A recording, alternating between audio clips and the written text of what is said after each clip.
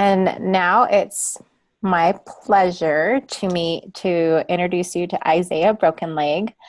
I've known Isaiah forever, since when we officially both met the young adult age range, which we do not anymore, but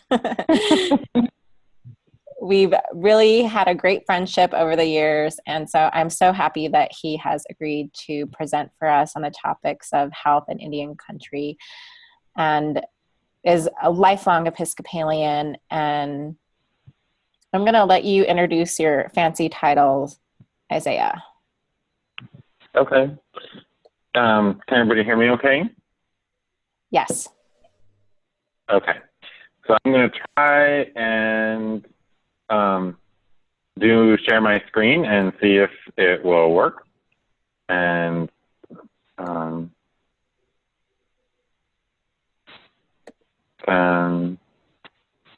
we'll see. Can you guys see it? Yep, it's working. Okay. I don't know why the video's not working. I think it might actually just be like the camera on my computer is busted or something. Maybe too many violent throwing it in like floor or something. So, all right. So my name's Isaiah Brokenleg, and I work at the Great Lakes Intertribal Epidemiology Center. And if you look at the logo of the eagle, we're kind of by where the eagle's nostril is, I guess. But we serve the states of Minnesota, Wisconsin, and Michigan. So most people always ask me, what is epidemiology? And I tell them it's just like my big fat Greek wedding. It has, three Greek roots. So epis upon, demos means the people, and logos means the study, word, discourse, or whatever. So it's the study about what's upon the people. And it's where the word epidemic comes from. And it's not the word where dermatology comes from. So I'm not a skin doctor, but everybody sometimes thinks I am.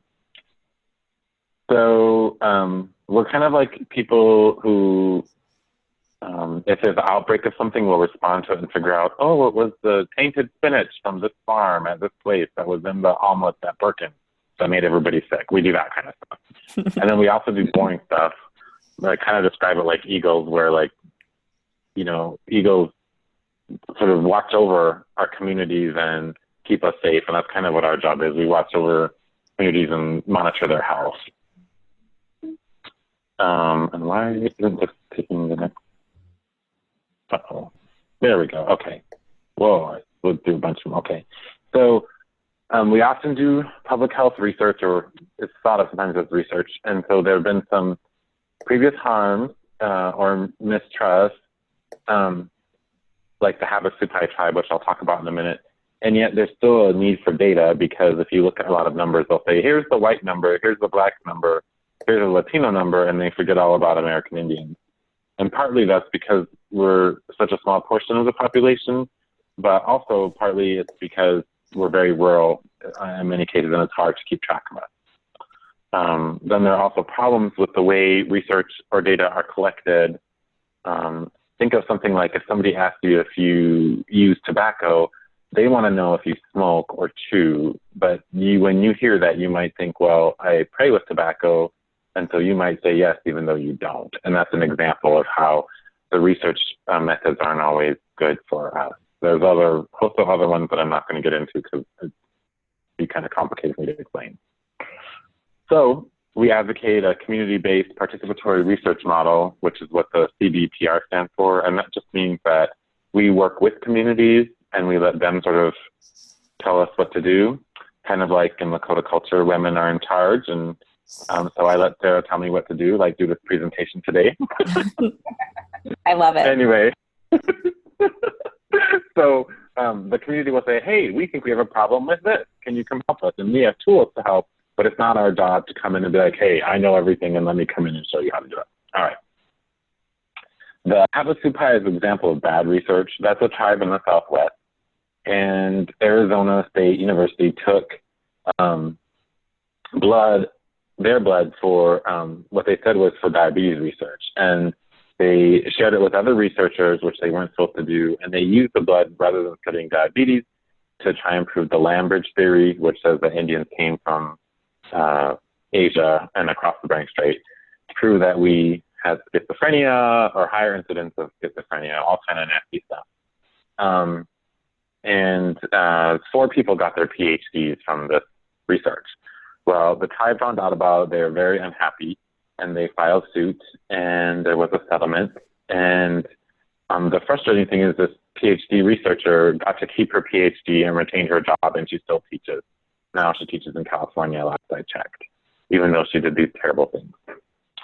So the tribe got as much of the blood as they could back, and they held a ceremony to bury it, because many of the people who gave up the blood had died already by the time this all came through. So that's an example of how to do research in a bad way. So we want to talk about how to do it in a good way. But I'm going to talk about some more bad stuff first. How many people actually are watching? Is everybody watching, or is just like a couple people watching? There's like 3 of us that are watching, and the others are on phones. Okay, so I'm going to try and explain this I'm used to being able to see the visual. So have you all heard of historical or generational trauma besides Sarah? Okay, I'm seeing a head nod. Okay, so in a healthy society, you have a generation that passes on what I like to think of as their cultural DNA to the next generation. These are things like their parenting skills, language, love, things like how to cook a roast or something. I mean, it could be anything. And even though that first generation is gone, because it's continued to pass on, the later generations keep and retain that same cultural DNA. And that's how it's supposed to work. But with something like historical generational trauma, you have something that prevents that passage of the cultural DNA from occurring. So in this case, you have something like boarding schools. These are the Chiricahua Apache children before, like right when they got off the train to go to school, and then 4 months later. And the next slide is just a picture of the Lac Flambeau boarding school here where I work. And of course, that's not now, that's back in the day. And if you look at these pictures, there's only like one little girl that's smiling in the middle there, and everybody else is very unhappy. So with historical generational trauma, something blocks that passage, in this case, government policies and boarding schools. And so you have this generation that's missing stuff, and so what they pass on is this loss of their language, their religion, all of these negative things. And so even though that the boarding schools aren't around anymore and that the government policies have gotten better, what's getting passed on is, the suicide and the violence and all of these kind of things. And so people sometimes will ask me, and ask you probably, why are Indians in such dire straits now? This happened so long ago. Can't they give it up? Blah, blah, blah. They're going to talk about that. This is how I explain it to them. I'm like, if you look at how much energy went into destroying that cultural DNA transmission from occurring, it's going to take at least that much energy to fix it. And so unless you're ready to put in tons of money, it's not going to get fixed anytime soon. Okay, so that's historical generational trauma. And I just want to keep that kind of as a larger overarching idea as we talk now. Sarah, tell me if I've talked more than like 20 minutes. Okay. So this is just a map of the United States, and it's the Indian Health Service delivery areas. And they're divided into 12 areas. And in each of those areas, there is one epidemiology center that serves that area. So if you look in the kind of maroon color, Minnesota, Wisconsin, Michigan, that's where I am in that little red diamond-y thing. And so you probably are each served by Indian Health Service. So Sarah in Colorado, although it says you're not served by one, there are lots of Indians in Denver. And I believe there's the Urban Indian Center for you, but most of us will be in one of those. So where Sarah's from in South Dakota, she's serviced by the Northern Plains one. And if you look around, each of you have one that services you. Okay, so I'll skip over this one. This is just the tribes that we serve in the urban Indian area. So basically there's 2 general types of medicine. There's traditional medicine, and by traditional I mean American Indian traditional medicine. And then we have what we call allopathic or Western medicine. And that's what you think of probably when you think of like the hospital, or what white people think of when they think of the hospital and doctors. So in allopathic medicine, the idea is that you get sick because you have a germ or a virus or something that enters your body. And there's been lots of previous harm as a result of bad things that have happened. And so a lot of Indians don't trust Western medicine. I always think it's ironic that they call it Western, even though technically it's European, and Europe's in the East. But anyway, okay. So then you have, it's domain specific. So like if you have a sore throat, you know, you're going to go to the laryngologist or whatever. If you have and actually usually it's the rhino-otolaryngologist, ear, nose, and throat.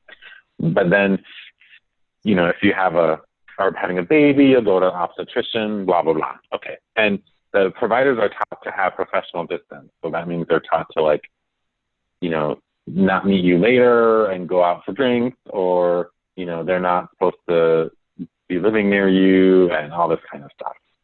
And that's supposed to make you healthier. Well, with traditional medicine, you're thought of as being healthy if you are in harmony with creation, or if you're living your life in a good way. Those two things are how one is healthy. And the provider looks at you from a holistic perspective, in the sense of, you know, if you come in and present with a headache and a stomach upset, the medicine person might ask you some questions, and maybe they find out, rather than just giving you, you know, a Tylenol and some Pepto-Bismol, they might ask you about your life and find out you got into a fight with your husband or wife. And then they're going to try and solve that, because that's the root cause of your headache and upset stomach. Okay. And there, your provider is your friend. And there, the provider is someone that you know and trust, and someone you know lives their life in a good way. And so you can trust that the care they're giving you is from the best possible place. All right. So I'm going to talk about some challenges to healthcare in Indian country. Does anybody have any questions so far? Okay. No, I don't think so. I think we're good. I think we're also going to try to hold if there's some big questions, maybe we can hold them to the end. Okay. Yeah, I guess most of the questions I'm worried about you asking is if it's something that you don't understand that I say, like interrupt and like, hey, wait a minute, what is da-da-da-da-da? So this is actually a very old chart. It looks like it's about 10 years old, but that's actually not that bad for some data you get in Indian Health Service. Like, it takes them a long time to gather data. But if you look, this just shows you how much money is spent per person on healthcare for different groups of people. So if you look at the far left, you'll see that Medicare per person spends almost $6,000 a person. And then you have the Veterans Affairs at $5,000. The U.S. per capita rate overall is just over $5,000. Well, if you look over a little bit more, federal prisoners are getting $3,803 per person for the health care. So the United States spends $3,800 per year for each federal prisoner. Now, if you look over, you see Indian Health Service medical care way down. Only just under $2,000 is spent for medical care per person. So what that tells you is, at least in terms of how much money Indian Health Service has, or the federal government gives for the healthcare of Indian people, it's almost half of what they spend on federal prisoners' healthcare, which is a really sorry and sad situation, because the United States government has a trust responsibility to provide medical care to American Indians. And sometimes people look at the right and they say, well, what's this IHS non-medical at $619 per person? Those are things like making sure that there are paved roads for the doctors to get in and out of the communities, or things like, what's another example? Septic systems would be another example that sometimes goes in the IHS non-medical. So things that are required but that aren't related to medical situations. Okay. So some challenges are historical. So we have, like I talked about, the past harm and the mistrust, and then the racism both in the government and in academia, as well as with tribal politics. There's issues with turnover and where they put priorities and how they fund things. Then there are some structural challenges, like Public health infrastructure means how are we able to provide care to folks? There's a lot of issues with ruralness and how to get back and forth. Like Alaska is a really good example. One person coming from Alaska, they had to take a little plane. First, they took a snowmobile, then a little plane, to another little plane, then to a regular plane, and that's just to get them to like Anchorage. And then they have to go somewhere else to get to wherever they're going. So hope you don't have, like appendicitis while you need to do that. Otherwise, you're going to have some situation problems. Competing interests just means that, where I said the priorities were. And then, of course, there's lack of funding. So for every dollar that Indian Health Service needs, Indian Health Service gets 56.3 cents. So Indian Health Service says, this is what we need to do our job correctly. And the federal government says, we're going to give you 56 cents. And in the area where I work, we only get 49 cents, 49.9 cents. I guess it's almost 50 cents. Then there are some methodological problems. And basically these are things like where we're getting our data from, how it's gathered, who we can share it with. That's a complicated thing. And how do we protect tribes? So we don't want to share, just like if Sarah came and I was a doctor and I couldn't tell anyone that she saw me if I was a doctor, and I couldn't tell anybody what she saw me for. We do the same thing with tribes. Like we don't want to share, say like, well, did you know Las de Flambeau tribe has blah, blah, blah rate of cancer versus, Lakota tribe has blah, blah, blah rate of cancer. You don't want to do that without their permission. Okay, race and misclassification. So let's say Sarah married a man whose last name was Espinoza, and Sarah comes into the doctor. What do you think the nurse is going to write down when they come to the racial question? They're probably going to write down that Sarah's Latina and didn't even ask her, is what usually happens. Or sometimes they're just going to assume you're white, which also happens. Or sometimes if you're mixed Indian and black, they just assume you're black. That happens a lot too. So those are all problems that occur. So that way the numbers that we get for rates of cancer or other things aren't always good. Okay, and then denominators. And for those of you who aren't math majors, a denominator is the bottom part of a fraction. So the numerator is on the top, the denominator is on the bottom. This is important because when you're calculating something like a rate of diabetes, the denominator is what determines. So if they say 3 out of 4 people prefer Oral-B toothbrush or whatever, say 3 out of 4 dentists use Oral-B or whatever, it's the 4 that's the denominator, and that makes a big difference. Because what if it was 3 out of 400 dentists prefer Oral-B? Well, that's not very many, right? And that happens in Indian country. So one of the problems is who counts as an Indian, and who do you rely on to get the data for who is an Indian? So is it Indians people who say they're Indian? Is it people who are enrolled Indian? Is it people who can prove that they are descendants of other people who are enrolled? And so here's an example of who is an Indian. This is for a particular tribe in Wisconsin, and if you look, according to the Department of Health and Family Services, the population of this particular tribe is 7,662. But if you ask the 2000 census, it's actually 21,000, which is more than double, but almost triple. If you look at Bureau of Indian Affairs enrollment, it's 14,000, which is double. If you look at the number of people who use the Indian Health Services there, it's almost 8,000. And according to our Epicenter, it's 8,800. And according to the census file for American Indians, it's 1,000. So you have this range between 1,000 and 21,000. That makes a huge difference if we're talking about how many people have diabetes or cancer or something. It's the difference between saying 3 out of 4 dentists and 3 out of 40 dentists. It's a big difference. So we have to find ways of doing that in a good way and make sure they're consistent.